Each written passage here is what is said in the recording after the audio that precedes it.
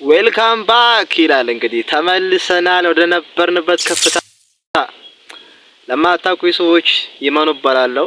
በወላይታ ሶዶ ዩኒቨርሲቲ የሶስተኛ አመት የኤሌክትሪካል እና ኮምፒውተር ኢንጂነሪንግ ተማሪ ነኝ።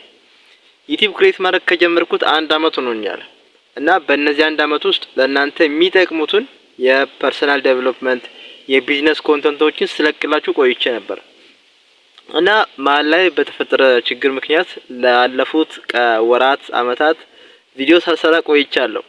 ለዚህ ደግሞ በጣም ይቅርታ ጠይቃችኋለሁ። ይሄ ለምን እንደሆነ አሁን አልነግራችሁም። ወደፊት ራሱን የቻለ ቪዲዮ ስለሆነ ወደፊት እነግራችኋለሁ።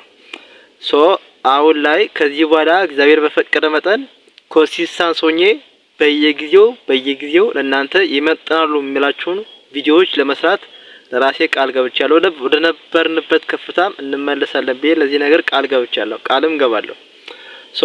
ከዚህ በኋላ እናንተን ያስተምራሉ የሚላቸው በጣም ኤዱኬሽናል ኮንተንቶችን ስፔሻሊ ደግሞ ቢዝነስ ላይ እና ሰልፍ ዴቨሎፕመንት ላይ አሪፍ የሚባሉ ኮንተንቶችን ለእናንተ ክሬት ለማድረግ ከዛሬ ጀምሮ ዝግጅቴን ጨርሻለሁ ማለት ነው።